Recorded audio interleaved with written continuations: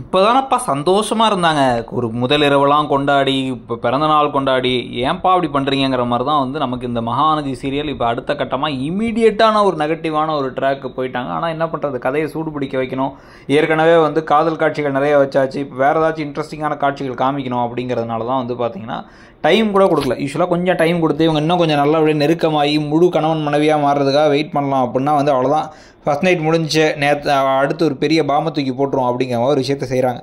அதில் முக்கியமான விஷயமா என்ன பண்ணுறாங்க அப்படின்னா வந்து ராகினியை போய் பார்க்குறதுக்கு இவர் நினச்சிருந்தா ராகினி வந்து கூப்பிட்ட போது விஜய் என்ன பண்ணியிருக்கலாம் அப்படின்னா வந்து நானும் கூட வரேன் அப்படின்னு கிளம்பி போயிருக்கலாம். இல்லை வந்து என்ன விஷயத்துக்காக ராகினி கூப்பிட்டாங்க தெரிஞ்சுக்கிறதுக்காக இந்த ஆசிரமத்துக்கு இவரும் சேர்ந்து திடீர்னு வந்து சர்ப்ரைஸ் கொடுத்து இவர் பார்க்குற மாதிரி காமிச்சிருக்கலாம். ஆனால் அப்படி இல்லாமல் இப்போ காவேரி மனசெல்லாம் வந்து இந்த ஒரு நினப்பு இருக்கிற மாதிரியும், வெண்ணிலா வந்துட்டாங்க, வெண்ணிலாவுக்காக அவர் விட்டு போயிடுவாரா, இல்லை நம்ம வந்து அவர் கூட இருக்கிறது சரியா முறையா, கான்ட்ராக்டுக்காக தான் நம்மளை கல்யாணம் பண்ணார், என்ன இருந்தாலும் ஒரு மனசில் வந்து வெண்ணிலா தான் எனக்கு ஃபஸ்ட்டு முதல் காதலை மறக்க முடியுமாலாம் பேசினார்ல, அதனால அவர் சந்தோஷமாக இருக்கட்டும் நம்ம விட்டுறலாம் அப்படின்னு சொல்லிட்டு இவங்க பையை தூக்கிட்டு ராத்திரியாக கிளம்பி கொடைக்கானலுக்கு திருப்பி போயிடலான்னு போகிறதுக்கான வாய்ப்புகள் உண்டு.